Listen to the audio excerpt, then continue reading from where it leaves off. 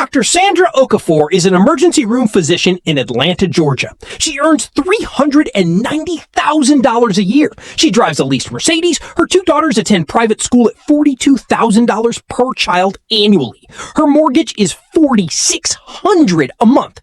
On paper, Sandra is the definition of financial success.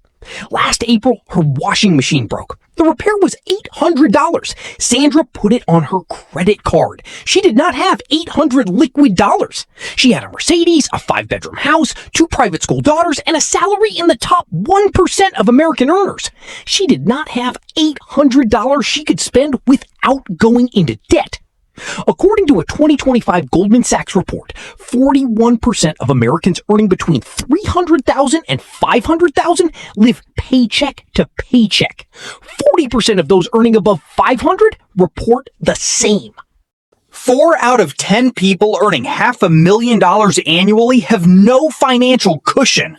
This is the income illusion trap. Income rises, spending rises identically. The gap between them, the only gap that builds wealth, stays permanently sealed at 0. My name is Professor Cole. This is Smart Investment with Professor Cole. Today, I show you exactly how this track works and the 4 decisions that break it. If you have ever earned more than you expected and still ended up with nothing, subscribe to Smart Investment with Professor Cole. What I am about to show you changes how you see every paycheck you will ever receive. There is a financial law operating silently in every household in America, regardless of income level. Economists call it lifestyle inflation. It does not require poor judgment. It requires only time and a rising salary. Sandra earned $68,000 as a resident. Modest apartment, used Honda, 11% savings rate. She was proud of it. 3 years later, her salary hit $140,000. The Honda felt wrong for her professional level. The apartment felt small. She upgraded both. Her savings rate fell to 7% because the new fixed costs absorbed the raise. At $250,000, a house, private school, a second car, 2 international vacations a year because she had earned them. Savings rate, 4%. At $390,000, she saves almost nothing. Every income increase was immediately converted into a lifestyle that became a fixed cost she cannot reverse without visible social retreat. This is not dramatic overspending. It is quiet, reasonable, individually justified accumulation of a life that requires every single dollar to maintain. The research on actual millionaires makes something undeniably clear. The people who look wealthy and the people who are wealthy are almost never the same people. The Millionaire Next Door, the most comprehensive study of American millionaires ever conducted, found that most millionaires live in ordinary neighborhoods, drive ordinary cars, and are invisible to their neighbors, who assume wealth looks like Sandra's life. A 2025 Empower study found that 62% of everyday millionaires still budget actively and avoid what most high earners would call a reasonable lifestyle even after crossing the $1 million threshold. The typical millionaire has never spent more than $400 on a single item of clothing. Warren Buffett still lives in the same house he bought in 1958 for $31,500. The Millionaire Next Door created 2 categories: prodigious accumulators of wealth, PAWs, and under-accumulators of wealth, UAWs. The category is determined entirely by spending behavior, not income. A $45,000 postal worker can be a PAW. A $400,000 physician can be a UAW. Their formula? Multiply your age by your pre-tax income, then divide by 10. That is what your net worth should be. Sandra is 44, earning $390,000. Her target net worth, $1.7 million.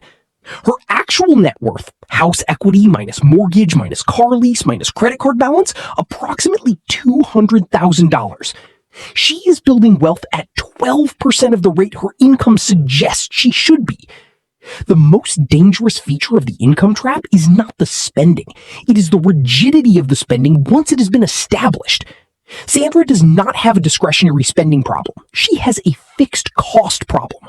Private school, $84,000 annually for 2 daughters. The daughters are enrolled. Pulling them out feels catastrophically unfair. Mortgage, $4,600 a month, 30-year contract. It does not care about anything else in Sandra's financial life. Car lease, $840 a month, 22 months remaining. Breaking it costs more than finishing it. According to Clarify Capital Research, 6-figure earners under financial pressure respond by delaying future purchases. 47% delay vacations, 31% postpone renovations, but almost none eliminate existing fixed costs because they cannot. The fixed costs are contracts and commitments that feel impossible to exit. The lifestyle does not just cost money, it costs the ability to change direction. Every upgrade Sandra made felt reasonable. Collectively, they built a financial structure with no flexibility, no margin, and no exit that does not involve visible social retreat. Drop a comment right now. Tell me where you are watching from. We read every single one. Now keep watching, because the savings rate numbers coming next are the ones that should genuinely alarm you. The savings rate is the only financial number that actually matters. Everything else is secondary to the fraction of every dollar earned that is permanently kept. According to the Bureau of Economic Analysis, the U.S. personal savings rate in December 2025 was 3.6%. Americans are saving $3.60 out of every 100. Research from the Millionaire Next Door found that actual wealth accumulators save and invest at least 15% of income before funding any other expense. Not after bills, before. First. Always. The compounding difference between 3.6% and 15% is the entire story of why two people with identical incomes end up in completely different financial realities 30 years later.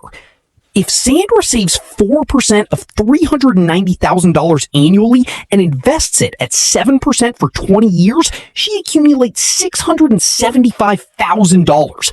She earned $7.8 million over those same 20 years. If Sandra saves 20% instead, $78,000 annually, same returns, same timeline, $4.3 million. Same income, same career, $3.6 million difference. That is the cost of the income illusion trap measured in 20 years.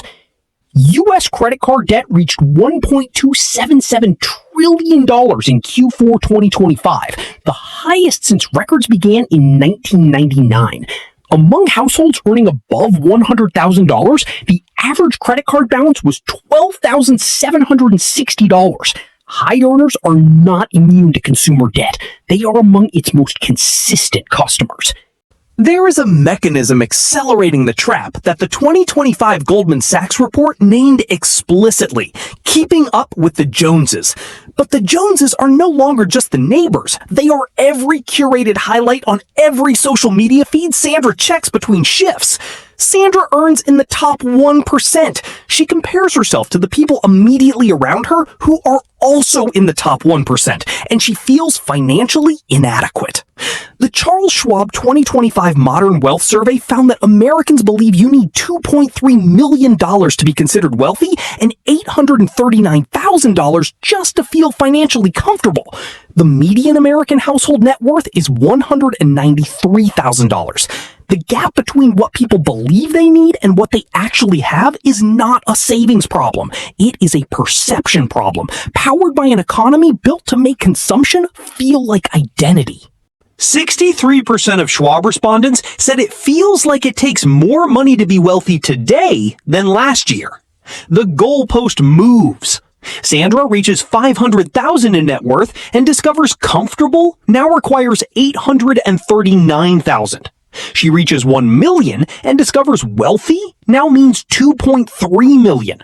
The definition of enough expands faster than saving can chase it, unless the definition of enough is deliberately set and permanently defended. Before the solution, drop a comment and tell me where you are watching from. Smart Investment with Professor Cole is a global channel. We want to hear from every country. Now, here is how to break the trap. Here is what Sandra can actually do. 4 decisions. Each one is a gain, none is deprivation. Decision 1. automate savings before income touches a single expense. Sandra sets up an automatic transfer of 20% of her monthly net income to a Vanguard index fund on the first of every month. Before the mortgage, before the school fees, before $1 of discretionary spending moves. Saving what is left after spending does not work. Spending what is left after saving always works.